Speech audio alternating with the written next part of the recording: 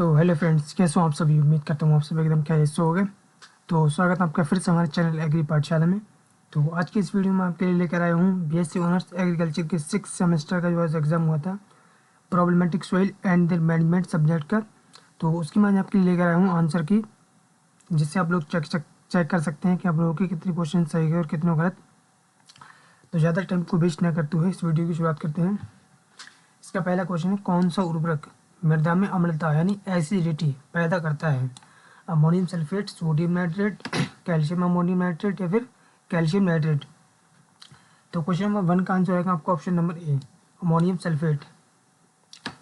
अगला क्वेश्चन है question number 2, निम्नलिखित में से किस लवण यानी साल्ट को ब्लैक एल्कली कहा जाता है?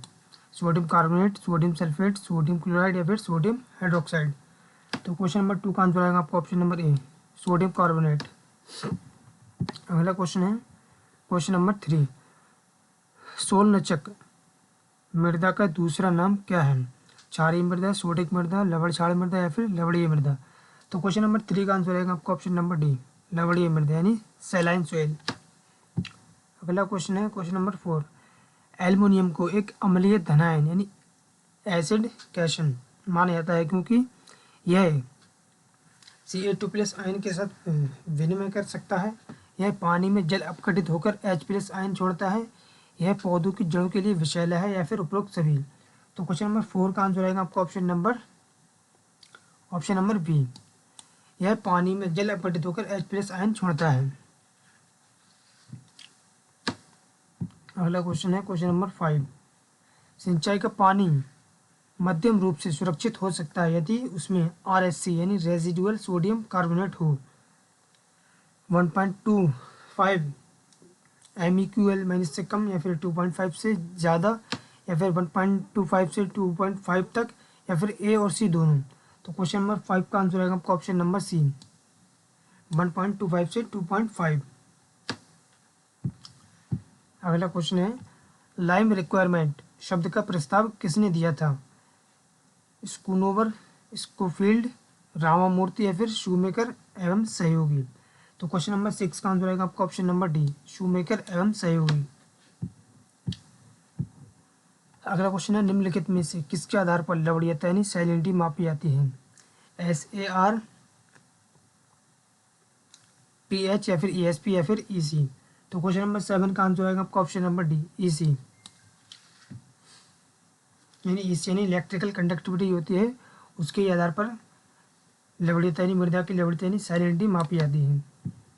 अगला क्वेश्चन है, क्षारीय स्थिति में H के लेके टूटने की प्रक्रिया को क्या कहा जाता है? सोलनाइजेशन, सैलिनाइजेशन, एल्कलाइजेशन या फिर सोलोडाइजेशन। तो क्वेश्चन नंबर 8 का आंसर आएगा आपका ऑप्शन नंबर डी, सोलोडाइजेशन। अगला क्वेश्चन है क्वेश्चन नंबर 9, 10 से 18 की सीमा वाला सोडियम एब्जॉर्प्शन रेशियो किस वर्ग में आता है? उच्च सोडियम खतरा, कम सोडियम खतरा या फिर मध्यम सोडियम खतरा या फिर अत्यधिक उच्च सोडियम खतरा। तो क्वेश्चन नंबर 9 का आंसर आएगा आपका ऑप्शन नंबर सी, मध्यम सोडियम खतरा। अगला क्वेश्चन है क्वेश्चन नंबर 10, उच्च सोडियम संकट यानी हाई सोडिसिटी हजार्ड के लिए सोडियम अधिशोषण अनुपात यानी SAR यानी जिसे सोडियम एब्जॉर्प्शन रेशियो की कहते हैं कि सीमा क्या है? 10 से 18, 0 से 10, 18 से 26 या फिर 26 से अधिक। तो क्वेश्चन नंबर 10 का आंसर आएगा आपका ऑप्शन नंबर सी, 18 से 26। अगला क्वेश्चन है क्वेश्चन नंबर 11, सबसे अधिक लवण सहन करने वाली फसल कौन सी है? जौ, सोयाबीन, कपास या फिर राई। तो क्वेश्चन नंबर 11 का आंसर आएगा आपका ऑप्शन नंबर ए, जौ यानी बार्ले। अगला क्वेश्चन है क्वेश्चन नंबर 12, जीवाणु किस प्रकार की मृदा यानी मिट्टी में बेहतर कार्य करते हैं? कम pH, उच्च pH, मध्यम pH या फिर मध्यम से उच्च pH। तो क्वेश्चन नंबर 12 का आंसर आएगा आपका ऑप्शन नंबर डी, मध्यम से उच्च pH यानी जिस मृदा का pH मध्यम से उच्च होता है उस मृदा में जो जीवाणु होते हैं वो बेहतर तरीके से कार्य करते हैं। अगला क्वेश्चन है क्वेश्चन नंबर 13, एसिड सल्फेट मृदा का pH कितना होता है?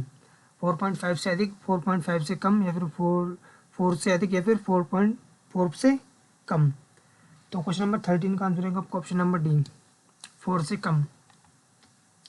अगला क्वेश्चन है क्वेश्चन नंबर 14, भूमि क्षमता वर्गों में कितनी श्रेणियां होती हैं? 3 श्रेणियां, 4 श्रेणियां, 5 श्रेणियां या फिर 8 श्रेणियां? तो क्वेश्चन नंबर 14 का आंसर आएगा आपका ऑप्शन नंबर डी, 8 श्रेणियां, यानी भूमि क्षमता वर्गों में 8 श्रेणियां होती हैं। अगला क्वेश्चन है क्वेश्चन नंबर 15, अम्लीय मृदा की पहचान किसके द्वारा की जा सकती है? कम पीएच, उच्च पीएच, बनावट या फिर रंग? तो क्वेश्चन नंबर 15 का आंसर आएगा आपका option number A, come pH. अगला क्वेश्चन है क्वेश्चन नंबर 16, निम्न में से कौन सा आयन अम्लीय मृदा में अधिक मात्रा में नहीं पाया जाता है? एल्युमिनियम, लोहा, मैग्नीशियम या फिर कॉपर या फिर तांबा? तो क्वेश्चन नंबर 16 का आंसर आएगा आपका ऑप्शन नंबर सी, मैग्नीशियम।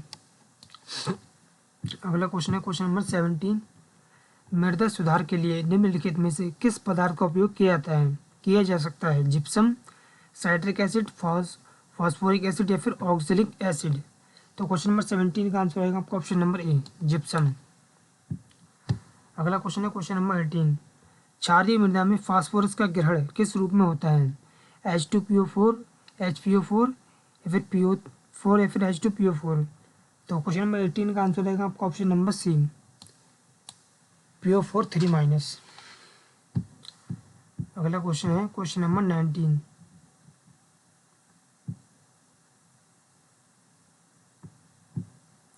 क्वेश्चन नंबर 19 है कारी किसका स्थानीय नाम है?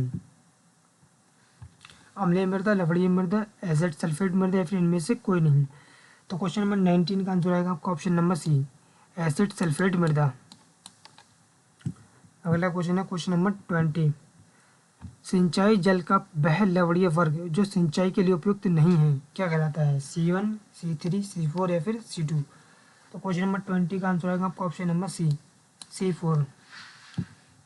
अगला क्वेश्चन है क्वेश्चन नंबर 21, अम्लीय मृदा को किसके द्वारा सुधारा जा सकता है? CaCO3, H2SO4 या फिर CaSO4.2H2 या फिर HNO3? तो क्वेश्चन नंबर 21 का आंसर आएगा आपका ऑप्शन नंबर ए, CaCO3 यानी कैल्शियम कार्बोनेट।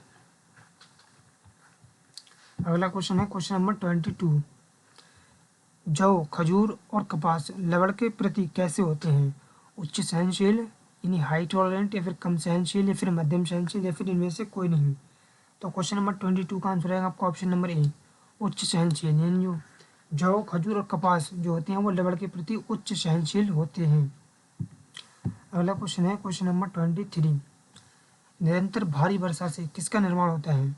लवणीय मृदा, सोडिक मृदा, अम्लीय मृदा या फिर लवणीय मृदा? तो क्वेश्चन नंबर 23 का आंसर आएगा आपका ऑप्शन नंबर सी, अम्लीय मृदा। निरंतर भारी वर्षा से अम्लीय मृदा का निर्माण होता है। अगला क्वेश्चन है क्वेश्चन नंबर 24, मिट्टी की अम्लता यानी सॉइल एसिडिटी को बेअसर करने के लिए प्राथमिक रूप से निम्नलिखित में से किस सामग्री का उपयोग किया जाता है? यूरिया, जिप्सम, कृषि चूना या फिर रॉक फॉस्फेट? तो क्वेश्चन नंबर 24 का आंसर आएगा आपका ऑप्शन नंबर सी, कृषि चूना यानी एग्रीकल्चरल लाइम।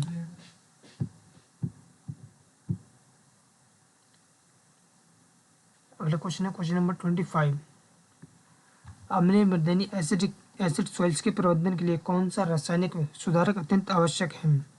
ZnSO4 यानी जिंक सल्फेट, CO यानी क्यूपरस ऑक्साइड, CaO यानी कैल्शियम ऑक्साइड, CaSO4.2H2 यानी जिप्सम?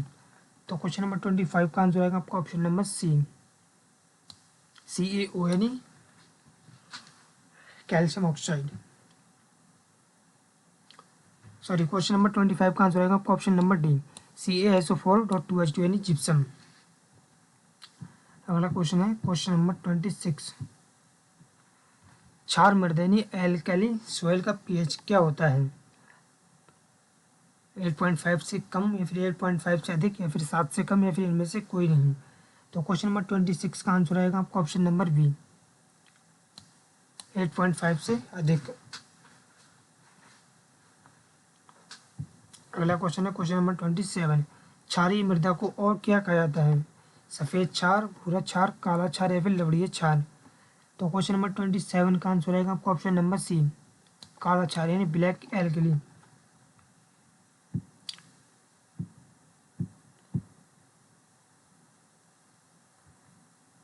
अगला क्वेश्चन है क्वेश्चन नंबर 28। लवड़ी मृदा को क्या कहा जाता है? ऊसर, सोलह या फिर रेह या फिर इनमें से कोई नहीं। तो क्वेश्चन नंबर 28 का आंसर आएगा आपका ऑप्शन नंबर सी, रेह। अगला क्वेश्चन है क्वेश्चन नंबर 29। वह पदार्थ क्या कहलाता है जो किसी अन्य पदार्थ को H+ आयन दान करता है? क्षार, न्यूट्रॉन, अम्ल या फिर सभी। तो क्वेश्चन नंबर 29 का आंसर आएगा आपका ऑप्शन नंबर सी, अम्ल।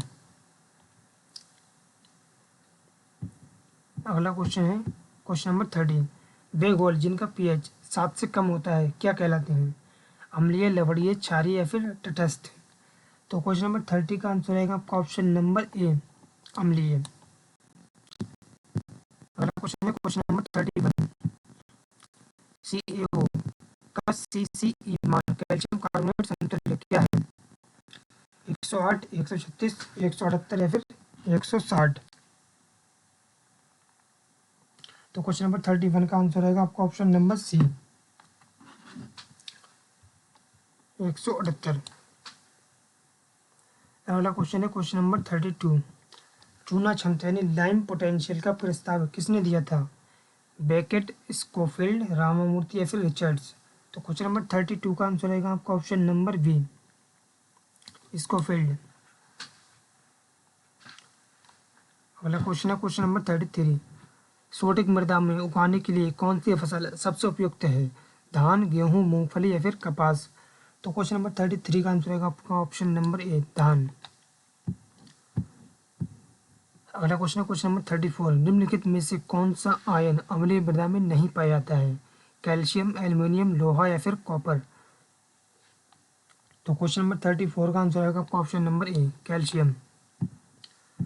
अगला क्वेश्चन है क्वेश्चन नंबर 35। लवणीय मृदा यानी सैलाइन सॉइल में निम्नलिखित में से किसकी कमी होती है? नाइट्रोजन, सल्फर, ऑक्सीजन या फिर कैल्शियम। तो क्वेश्चन नंबर 35 का आंसर आएगा आपका ऑप्शन नंबर ए, नाइट्रोजन। अगला क्वेश्चन है एक अम्लीय मृदा को सबसे अच्छी तरह कैसे वर्णित किया जा सकता है? Base saturated, base unsaturated, acid unsaturated या फिर सभी।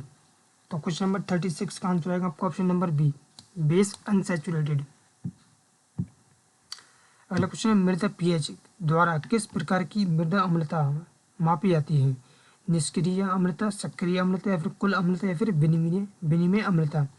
तो क्वेश्चन नंबर 37 का आंसर आएगा आपका ऑप्शन नंबर बी, सक्रिय अम्लता। अगला क्वेश्चन है क्वेश्चन नंबर 38। अम्लीय मृदा में Al3+ किस प्रक्रिया के कारण अम्लता उत्पन्न करते हैं? ऑक्सीकरण, अपचयन, जलपठन या फिर जलयोजन। तो क्वेश्चन नंबर 38 का आंसर आएगा आपका ऑप्शन नंबर सी, जलपठन।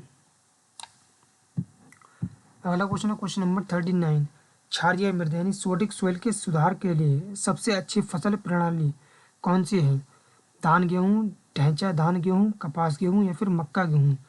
तो क्वेश्चन नंबर 39 का आंसर आएगा आपका ऑप्शन नंबर बी, ढैंचा धान गेहूँ। अगला क्वेश्चन है क्वेश्चन नंबर 40। CaOH2 यानी कैल्शियम हाइड्रोक्साइड का CCE कैल्शियम कार्बोनेट समतुल्य मान क्या है? 108, 136, 179 या फिर 60। तो क्वेश्चन नंबर 40 का आंसर आएगा आपका ऑप्शन नंबर बी, 136। अगला क्वेश्चन है अम्लीय मृदा में फास्फोरस किस रूप में स्थिर यानी फिक्स हो जाता है? आयरन और एल्यूमिनियम फास्फेट, कैल्शियम फास्फेट या फिर फ्लोरो एपेटाइट या फिर हाइड्रोक्सी एपेटाइट। तो क्वेश्चन नंबर 41 का आंसर आएगा आपका ऑप्शन नंबर ए, आयरन और एल्यूमिनियम फॉस्फेट।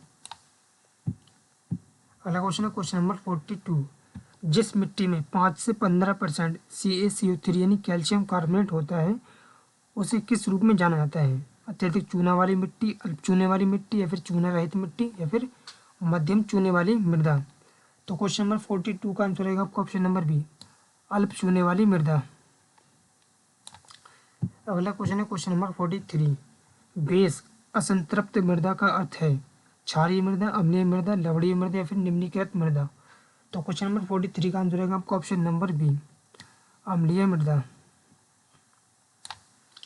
अगला क्वेश्चन है क्वेश्चन नंबर 44। सोडिक मिट्टी यानी सोडिक सॉइल का ESP यानी एक्सचेंजेबल सोडियम परसेंटेज आमतौर पर कितना है, कितना होता है? 15 से कम, 15 से अधिक या फिर बिल्कुल 7 या फिर 0 से 5।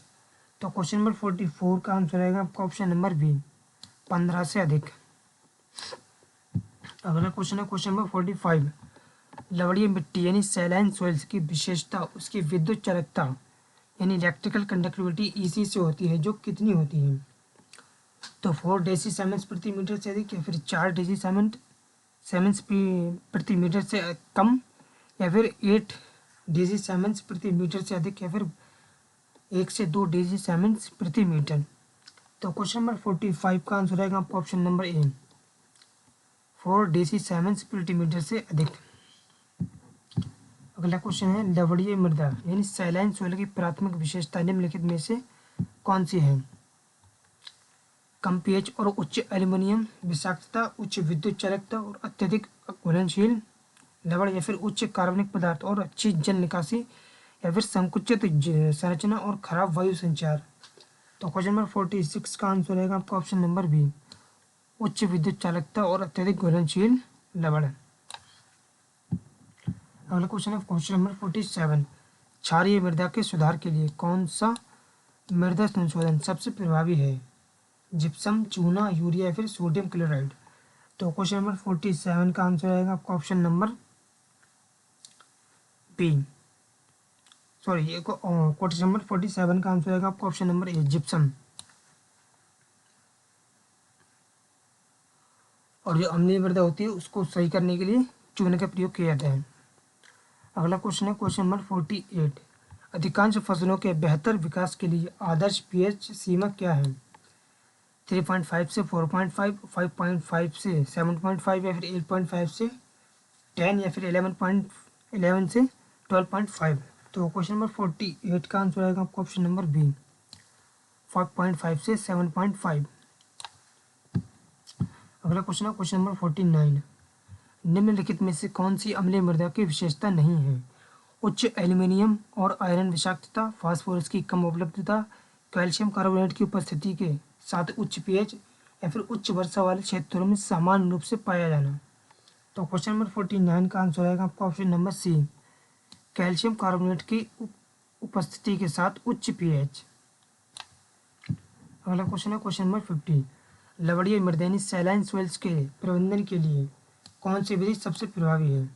सल्फ्यूरिक एसिड का प्रयोग, खारे पानी से बार बार सिंचाई, अच्छी गुणवत्ता वाले पानी से निक्षालन, या फिर अधिक रासायनिक उर्वरकों का मिलना। तो क्वेश्चन नंबर 50 का आंसर आएगा आपका ऑप्शन नंबर सी, अच्छी गुणवत्ता वाले पानी से निक्षालन।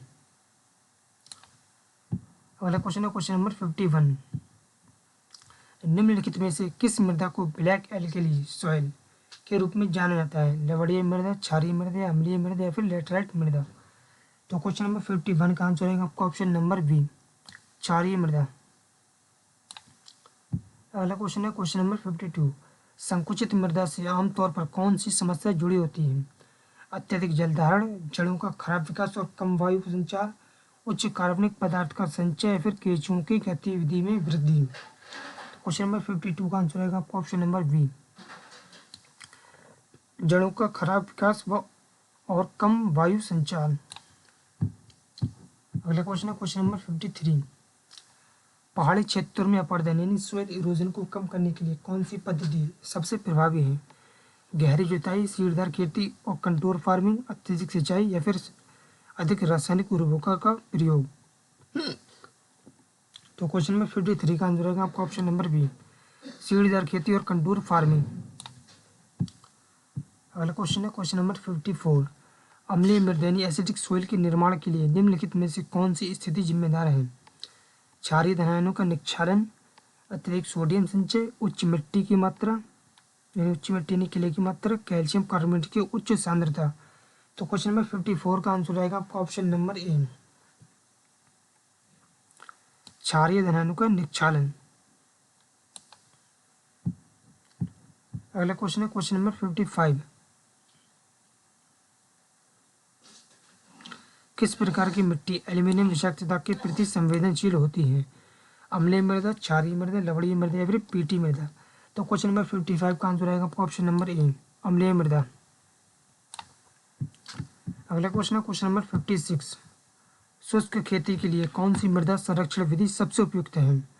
बाढ़ सिंचाई, मल्चिंग, अत्यधिक जुताई या फिर एक ही फसल उगाना। तो क्वेश्चन नंबर 56 का आंसर आएगा आपका ऑप्शन नंबर बी, मल्चिंग।